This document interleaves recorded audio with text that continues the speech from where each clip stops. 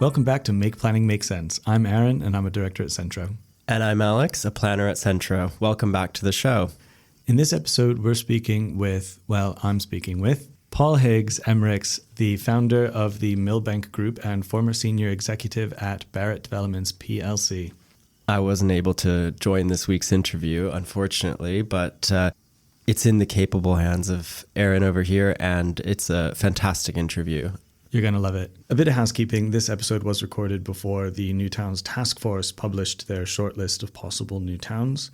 We'll have to unpack that in the coming episodes. We normally like to introduce the conversation with a little bit about what our value added is as agents, but I think that this episode really speaks for itself.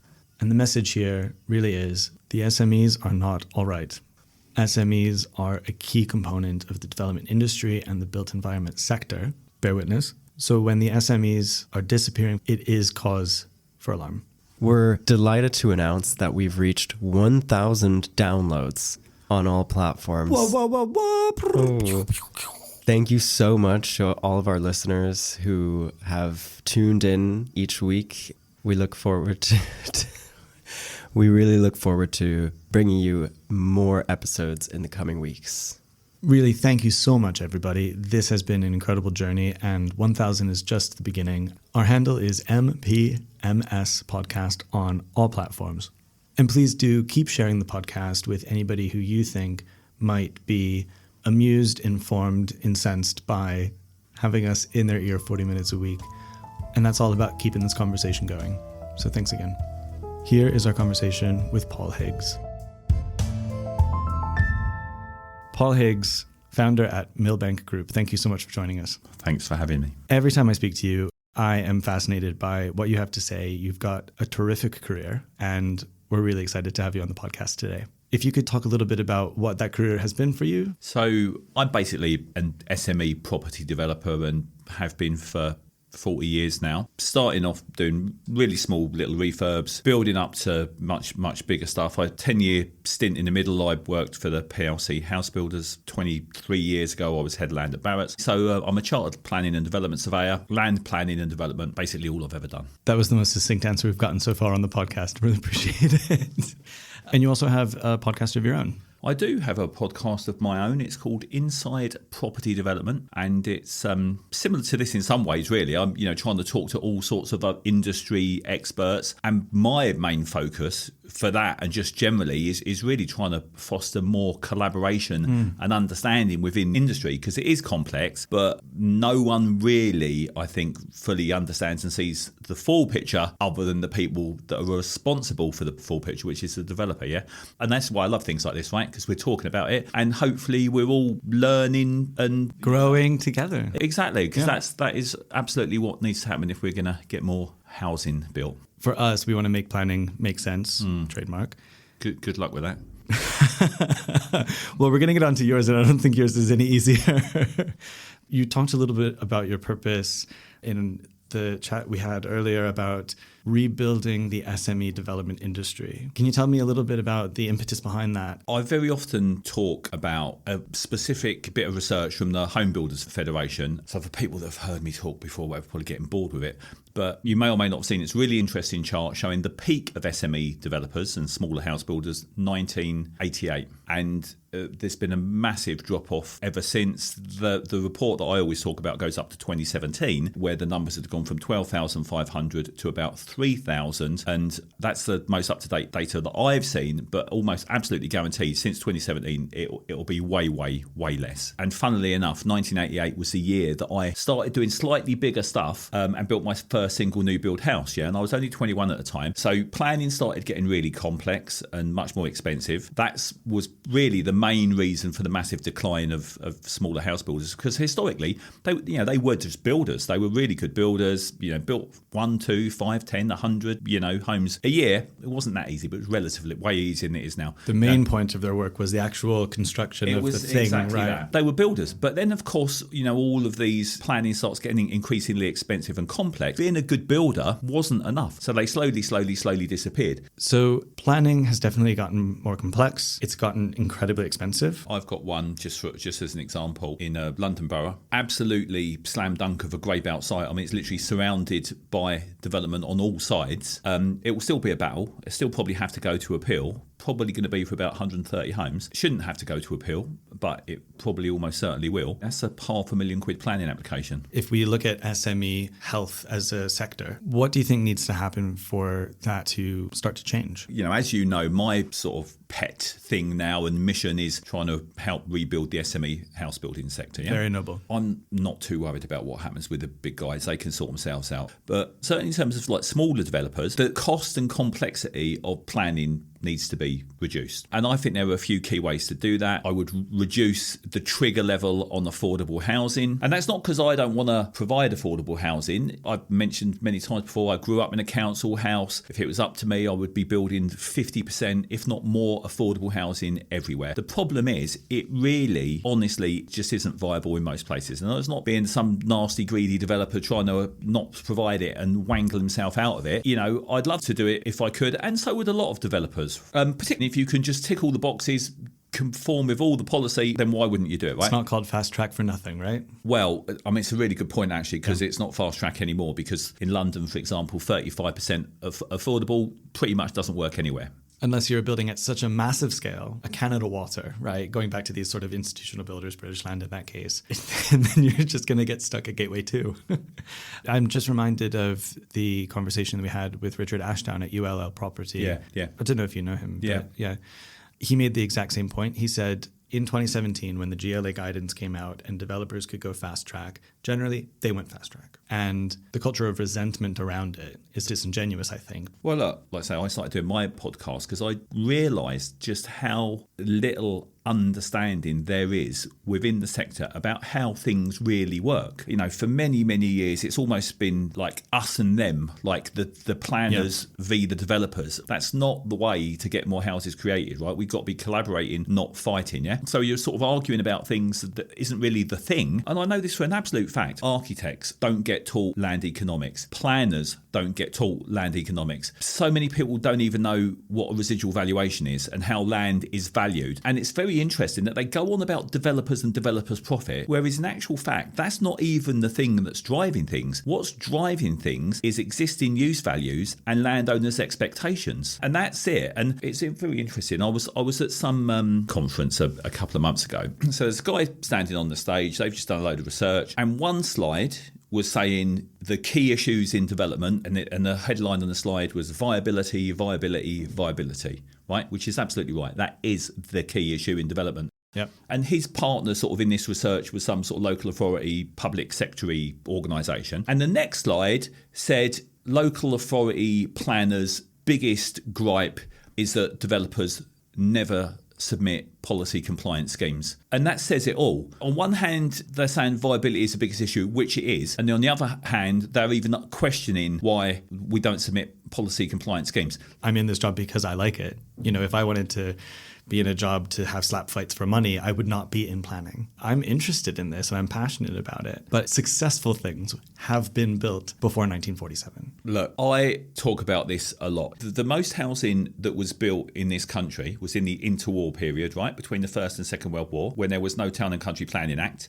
Lots of people are still living in 1930s SMEs, right? And even before that, Edwardian, Victorian, some of the still, very desirable housing. Fetch a premium, yeah. Absolutely. It is the planning system that has put a brake on housing. It just is. It's as simple as that. And I'm not saying there shouldn't be a planning system, but nobody is saying that, everyone. Easy. But it's like anything, isn't it, in life, right? The harder you make it to do something, the less of that something will get done, whatever that is. And in this case, we're talking about building homes for people. Yes. I understand the architecture behind the planning system, right? People who are in the job because they want to see things come forward and they want to create because planning is about development. Planning is about creation. It's forward-facing always and only. But in reality, the dynamic is about caution or mission creep, maybe. I think that there can sometimes be a confusion between this is an important issue and this is an important planning consideration that we need to manage so tightly. Yeah, look, absolutely. And there's a lot of good developers. Yeah. I like to think that I'm one. I want to do good stuff. I would not build rubbish. Development's risky business, right? So I need to make a reasonable profit out of it. But I really want to build nice schemes, good homes for people, right? So, I'm not going to be doing shite. Now, I appreciate not everyone's like that. So it's almost like, the rules and regulations and stuff has gone a bit over the top to deal with the few developers that are the archetypal greedy developers, right? And that's a big part of the problem is I think that planners and the public's perception and whatever, it's one of the reasons, I started a business helping and training and supporting developers to do stuff the right way. So that whole perception about, developers being the baddies is not a helpful thing. So to come back to the question about what could be done to reinvigorate the SME house building and development industry, well, streamline that. And there are ways, there will be ways. I've got to tell you, sorry, I'm going on a bit of a rant now. One of the other things that, of course, that is a real problem now is, of course, experience within the industry. Obviously, you're a fair bit younger than me. Thank you. So I tell you, that's just in terms of the recent history of planning, right? A couple of interesting things to know, yeah? Certainly just throughout my career. For the vast majority of that time, the people that dealt with your planning application was called the Development Control Department, not the Development Facilitation Department, not the Development Let's Help It Happen in a Good Way Department, the Development Control Department, right? Not the positive and proactive construction collaboration. And I've got to tell you, I absolutely guarantee you the mindset of the majority of planners, in my experience, for the majority of my career, has been anti-development and about how can we stop stuff happening. It has. And anyone that says, oh, no, it has, right? Trust me, it has. Yeah. I mean, what's come up actually in certainly more than several of the conversations we've had so far is that what has recently been lacking in the council planning departments is somebody at a strategic level who is overseeing strategic direction to say, no, don't worry, to their team. I see what they've done there. It doesn't compromise the big picture. Yeah, that's absolutely the point I was getting to. Of course, there are, obviously there are good planners and bad planners, just like there are good and bad developers, yeah? Sometimes you couldn't tick every box. There had to be a bit of flexibility here and there, but they were knowledgeable enough and basically had enough confidence to actually take a view on stuff and overall make a decision that, look, on balance, it doesn't tick every single box, but we need the homes. It's a good scheme, right? Two things have obviously happened over recent years. The whole process has got way more complex. There's a lot more issues being considered. There's a lot more reports. There's a lot more expertise needed. And of course, at the same time, it seems to me not as many experienced planners. None taken. I'm talking about, well, in general, actually, but local authority planners, yeah? And so as a result, they haven't got the confidence to take a view. They're too scared to make the wrong decision. So, computer says no, refuse it is always the easy option, Yeah. Dear listener, Paul did not have a chance to listen to our back catalogue before joining us this afternoon. These issues like the anxiety and paralysis of decision-making, the lack of coordination for strategic vision are sort of strangely becoming the major motifs of season 1. And it's just really, really fascinating to hear you talk about them, although you're just stepping into the conversation that we're having here on this podcast. I just really appreciate it. Whereas in the olden days, I was really not loving local authority planners. Nowadays, I just really more feel a bit sorry for them in a lot of ways. Yeah. The fact that, they've got it hard as well. In my younger days, it felt to me like, they were just making my life hard about ridiculous things, which was costing me a lot of time and money. And what I think they sometimes don't realise is, certainly as SME developers, often we've actually got our houses on the line with this stuff. No one quite realises how difficult it is. When I was getting knockbacks on good schemes for silly things, and of course, as things have got really difficult, in terms of the resourcing of local authorities, planning departments, I've got much better at seeing it from their point of view as well, and trying to understand it from local authorities' point of view. And again, that's why now I'm really trying to this whole thing about fostering more understanding and collaboration, because I totally appreciate that local authority planners are in a really bad position. I mean, let's just say, even if you're one of the good ones, you are pro good development, you do want to help things happen in the right way, you do want to get more good quality housing created, and you work closely with the developers and you negotiate things and you tweak things and you get the best out of it as you can for the community, and then you recommend it for approval, and then it goes to planning committee and it gets booted out by committee based on a whole load of political bullshit. I mean, how frustrating must that be? So it's not surprising that you wouldn't want to hang around. I mean, it's not surprising that things are the way they are. So if I could do one thing, I would completely flip things. So local authority planners got paid more, or at least the same as the private sector. So it attracted the best people. It kept the best people. Stuff needs to happen to sort of take the politics out of it as well. So you've got better decision making. Both sides of that discussion, the public and private, are frustrated with each other, but they're actually really frustrated about the same things, but taking it out on each other. Viability is a good example. And that's like the one thing, by the nature of the system, that's built in to be negotiable and is only dependent on viability and is not really in any developer's gift to offer at the moment. It's really, really difficult then. It's an impossible bar. Well, it is. And this is why I think one of the most important things is for really everyone to understand how things really work in terms of land economics and viability. Because whilst they think that the problem is developers not wanting to provide affordable housing, the real issue is it's just not financially viable. And that doesn't mean, you just want to make too much profit. No, even at industry standard profit margins that you need in order to get something funded, because there's not enough subsidy for affordable housing. And of course, development costs have probably gone up 40% over the last 6 years, I would say. And interestingly, I'll tell you, of course, the other thing is SIL, BNG, water neutrality, nutrient neutrality, increased building regs. I'm not saying that none of that stuff is important. It's all important, right? But of course, all of that effectively is value that's trying to get squeezed out of the land. And the land can only support a certain level. Especially previously developed land that has a high existing use value. Exactly. The stuff that everyone tells us that we should be developing, i.e., brownfield, previously developed land, almost by definition, it's probably got something on there already. So it's got a high existing use value. It's going to have high development costs, typically demolition, decontamination. And at the same time, you've got increased affordable housing requirements that hasn't got much grant or subsidy. And this is the thing that everyone really needs to get their head around. It's not developers being dicks. We don't make money unless we're building and selling things. And that's that. It's ridiculous to think that we are not wanting to build. Of course we want to build. That's what our business is all about, I was talking to a colleague who went to one of these sort of events at one of the universities, I think UCL. And my colleague was talking about how one of the speakers was really passionate in saying developers are like the only industry where a percentage profit is guaranteed.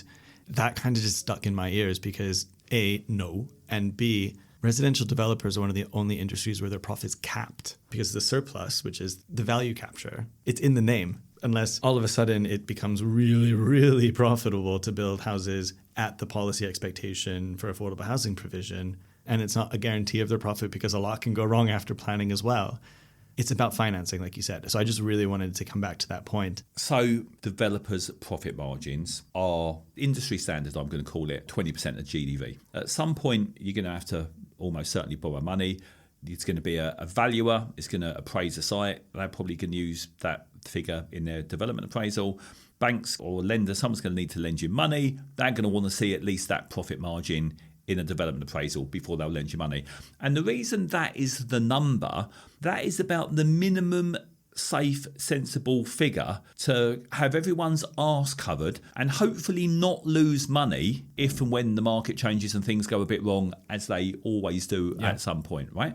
And that's not a super crazy high figure. And of course, what's happened is there's such an imbalance of supply and demand of sites with planning and people that want to build them, right? As developers' profit margins get squeezed, or they get forced to try to do it for a bit less and hope that the market goes up because it's so hard to get planning. That's one of the reasons so many SME developers have disappeared, because they've ended up getting forced into doing riskier deals at lesser than those margins, and all that happens is they disappear. And for the planners and the policy people and the professors and stuff like that, basically people have usually never been on a building site in their life, and like it's all theory. They really don't get it. They just think it's like the big greedy developers. Can literally hear people saying that now. Well, you would say that, wouldn't you? You're a developer, right? Well, look at the figures, look at the numbers, look what's happened to SME developers. If it was as easy and as profitable and we were all making as much money as some people like to believe, those figures would be going the other way. Everyone would be jumping in the industry. Everyone would be doing it, but they're not, because everything I'm saying here is true. The evidence is there. The developers are disappearing, and then they start complaining about, it's all a cartel, the major house builders, land banking, again, which is pure bullshit as well. We will be right back.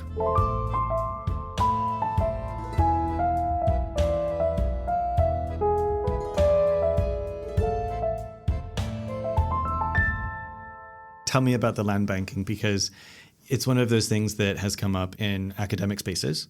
It's also something that is discussed quite openly and casually in the public discourse around planning at the moment from the voices that dominate the public discourse in planning at the moment. It's sort of taken as a given that there is collaboration to restrict supply and pace the delivery of homes through land options deals. Would love your thoughts, please. Shall I tell you exactly what it's all about, or rather what it's not all about? Hit me. Okay. So what I think is inferred or implied by the media and certain commentators and what have you is that the main reason, or certainly one of the reasons we've got a big housing problem in this country, is because the big developers are in some sort of collaboration and cartel with each other, and they own or control all of this land with planning permission, which they're just sitting on, and they're not developing it in order to keep the prices high. That's the inference behind the term land banking. Definition of concept right there. Yeah. That's what some people think. Yes. Yeah. Ridiculous. So it just cracks me up. And people need to know, look, I am on the side of getting more good quality housing created, right? If I thought big developers, if there was some sort of cartel and they were land banking and they were anything to do with the problem that's making it difficult for the little guys in the SME industry, trust me, you would not hear the last of it from me, right? I would be talking about that, but it's just not the case. It's just not the case. Interestingly, go back to that chart I always talk about, 1988, the peak of SME house builders and developers, and then the numbers massively dropped off, yeah? Right. As planning got more complicated and expensive, right? It got more complicated and expensive for everyone, not just the little guys, for the big guys as well, yeah? And then, so what happened? So one of the things happened is the little guys, they either gave up, went bust or retired, or they got bought out by the bigger developers in order to get hold of their land, because the big guys were finding it harder to get sites, get permissions and all the rest of it. They've obviously got to keep their business going. So the only way they could do it was to buy up lots of the smaller guys and get hold of whatever sites that they had. So instead of buying the land, they just bought the owner of the land. Exactly. They just bought smaller developers that had some land. 24 years ago, I was head of land at Barratt, the biggest developer in the country. My patch was London. And all of the big developers, if a 1, 2, 3, 4, 500,000 potential unit site was coming to the market, whether it be an old hospital site, an old factory, GlaxoSmithKline's office in Brentford, that was the last deal I did for Barratt, for example, 900 unit scheme.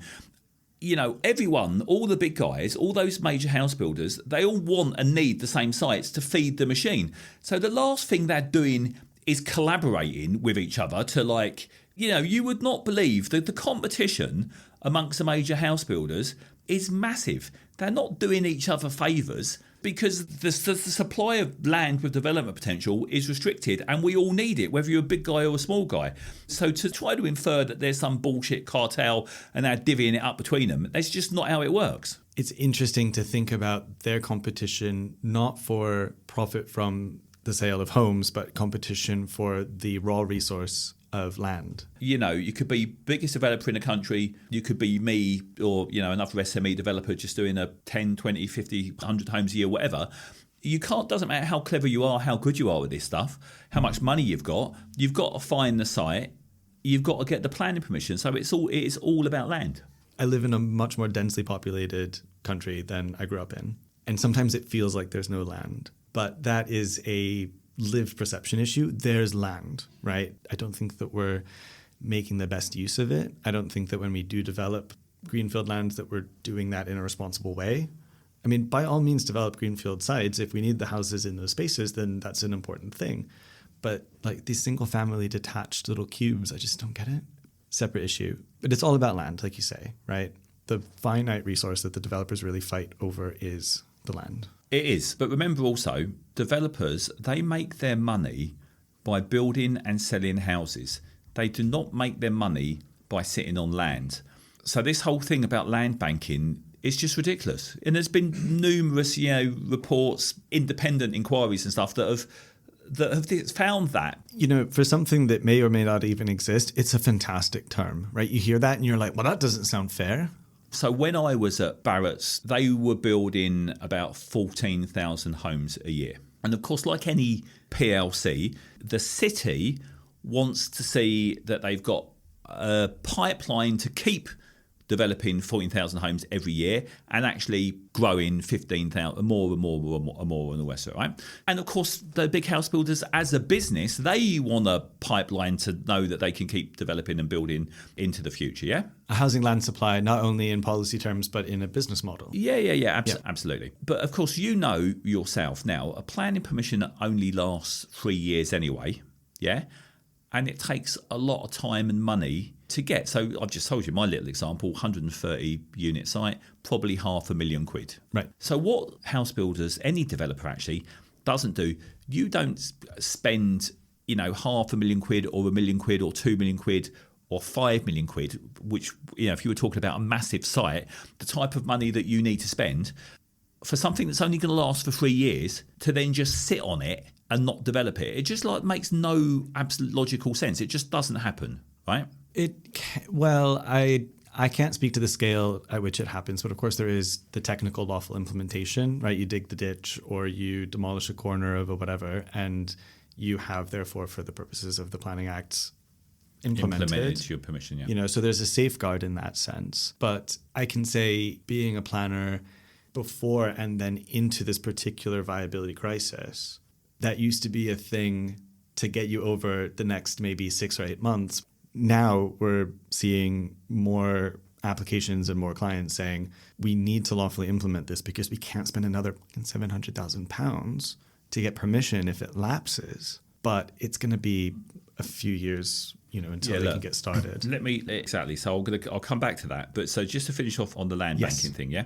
So of course, if you go and look at the accounts of, most of the big developers, it might say something like, and we have got 20,000 plots in our land bank or in our pipeline, yeah? But that doesn't mean consented, ready to go. That typically means under control, yeah? So they don't own them. They're certainly not most of them anyway. They either control them via option agreements or promotion agreements. And the vast majority of that, they're actually promoting them through the development plan process, which could take 5, 10, 15, 20 years. Yeah. They still then need to submit a planning application to get it consented. So, these sites, land under control, it's not ripe sites with planning ready to go. It's just the length of the process and the need to sort of have a long-term pipeline to keep your business going, which means they have to work that way. I could imagine somebody at a university or wherever saying, well, why don't they just build that site now too, right? And what you had mentioned about the local plan allocation process is really interesting, because you might have an option on a big green field at the edge of an existing city or settlement, and it would be a good place for housing. Why would you gamble £1.5 million to get that through planning if it only becomes an acceptable business risk once it's allocated in the local plan? I think it's important to emphasize that, because there is a feedback loop where planning actually is also constraining the delivery of those sites. It's not just that a developer would be sitting on them. I mean, this is part of the problem, actually. The lack of certainty and the timescales involved mean the industry has to work that way. Let's just say, if things were a little bit more like it was before 1947, and remember, interestingly, the biggest building boom this country's ever had, the interwar period, loads of housing got built, all still standing today, yeah? And it's not all crap, and it's not all in the wrong place. And that was before there were anything like the hardcore planning restrictions and regulations like we got now. Yeah, it's Kennington. Yeah, it's fine. Absolutely. Metro land going out northwest. Loads of stuff all around London, lots of major cities. It was everywhere, right? You can't just turn development and building on and off really quickly. Certainly not when you got planning in the middle of it, meaning the timescales and the cost involved is part of the problem. If you could just, within reason, know that you could, right, okay, I'm going to be able to get on that site in a year's time. I don't have to secure it and mess around with it for 5 years, 10 years, 15 years. It would be a different model, it would be a different system. That's just not how it is. How do we make flats cheaper to build? How do we make flats cheaper to build? Yeah. 2 staircases in blocks, right? Look, no one wants anything like another Grenfell, obviously, right?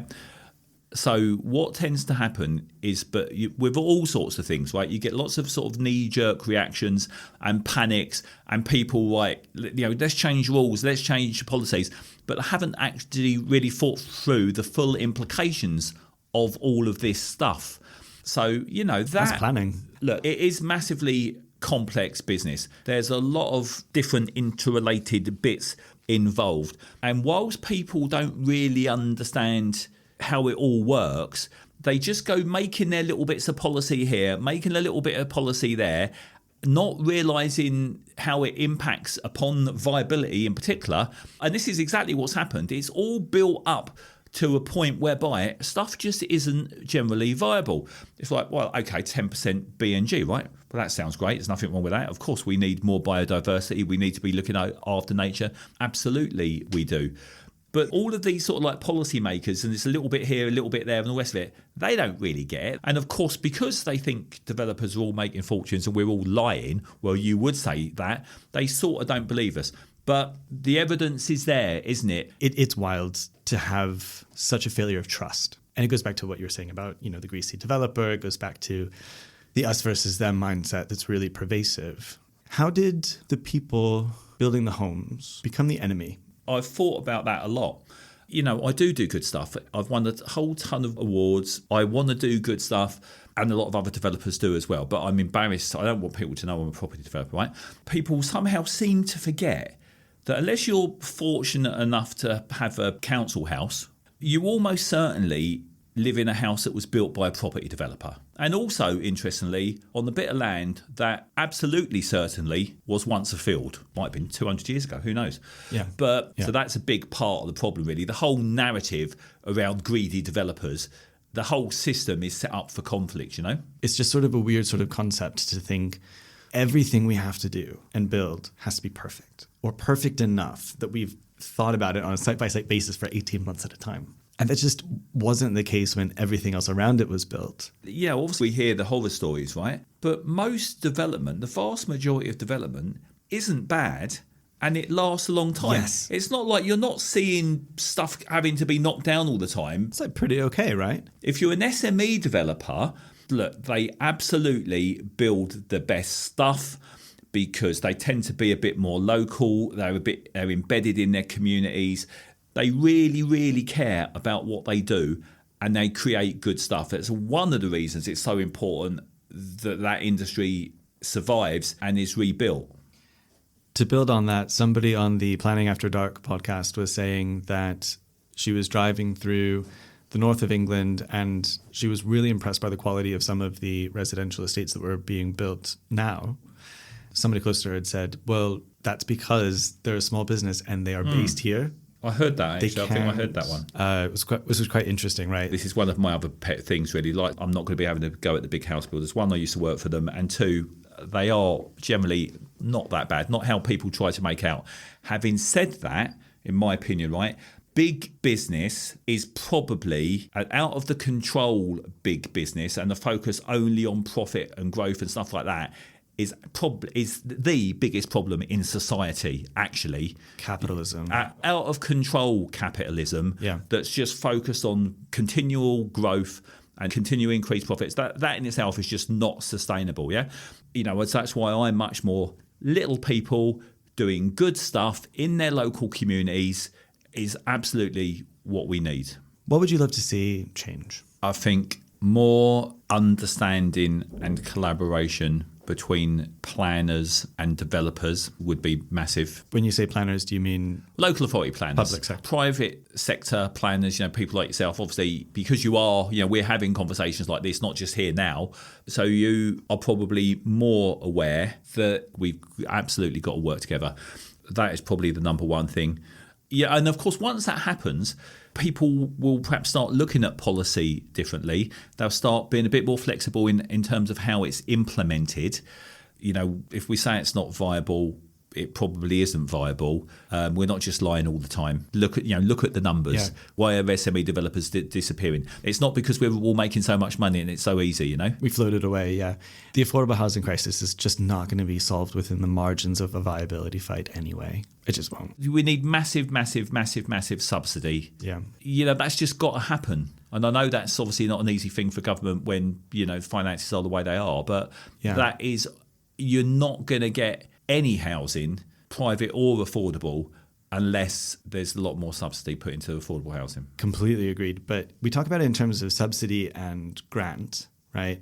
It's not that those units don't pay for themselves. They do, but they have the longest horizon until they break even as an investment. Is there a way, do you think, that we could change the conversation about public investment in housing? So instead of a grant, right, because that's toxic, that's a freebie, right, that's a handout. A subsidy, well, why can't the market do it? It's an investment. Those units do break even and eventually begin to generate profit, but on such a time frame that there might just not be the political capital to raise the capital. The Centre for Cities did some work about off-balance sheet spending to think differently, potentially, about how the public money is seen as being spent, right? Or is it sort of converting it into a physical asset? How can we turn this on its head? Or are we just sort of always going to be stuck at the gate of the political economies of Westminster? I mean, I think it's a big question. It is a big question. I mean, one of the things that needs to be seriously thought about and considered is the cost of not creating affordable housing for people. Preach. Yeah. Even at its simplest, in terms of cost of temporary accommodation, let alone the social costs and all the knock-on implications of that. I mean, look, it's all important, but, housing is almost the most important thing. So it's tricky. Here's the key thing probably to know and to remember is, it does all come back to viability and existing use values and land values and all the rest of it.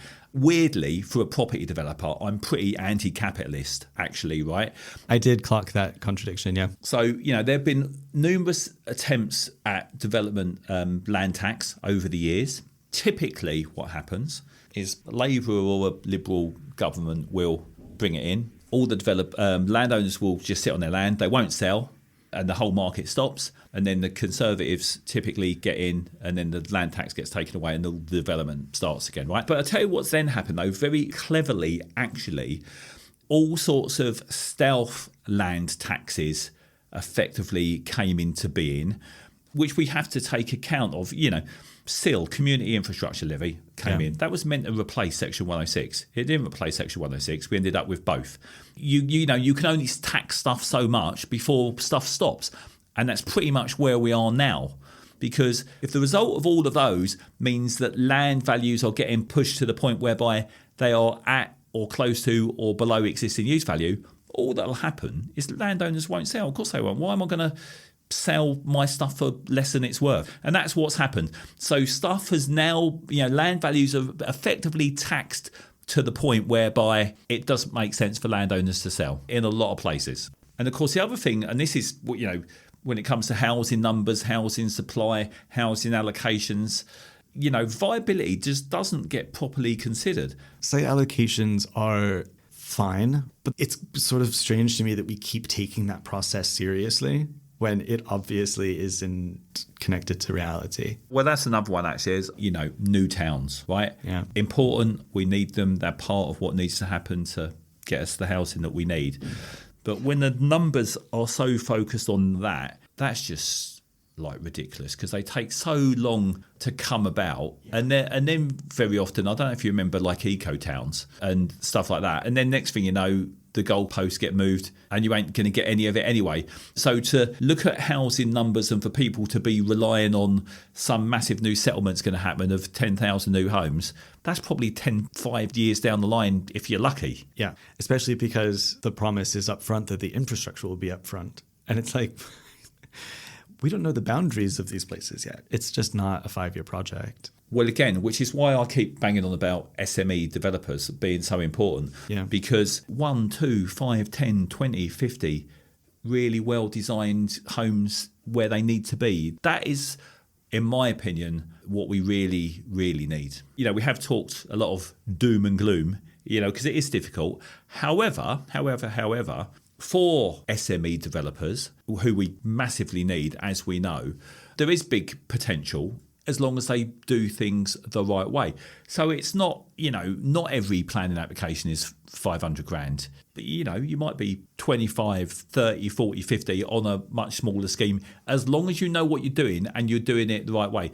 And that is part of the key things, knowing what you're doing it the right way, not getting refused, not doing it twice, making sure it all goes right. So I don't want aspiring, or if there are any, smaller developers listening to this thinking, Jesus Christ, I think I'm going to go and give up. Because it is doable and it needs to be done. And as well as hopefully making well-deserved profit if and when you do it right, creating good stuff is a really good feeling. So it's a massively fulfilling business as long as you do it the right way. Yeah. What I'm hearing is a message of hope, but it's a message of carefulness. Go through the planning with people who know planning, and at the same time, be talking to people like yourself, testing the actual developable viability of that, right? So when you get through planning, you're not the dog that's got the car either, and you don't end up with an unviable planning permission. Yeah. Look, the number one skill in development, it's about scheme optimization and maximising land values, because that's what gets the deal done.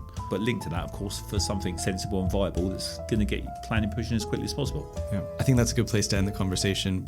Paul Higgs, thank you so much for joining us today. Thanks for having me. If you've enjoyed today's episode, please follow us on Spotify, Apple, or wherever you get your podcasts. If you'd like to get in touch, then we'd love to hear from you.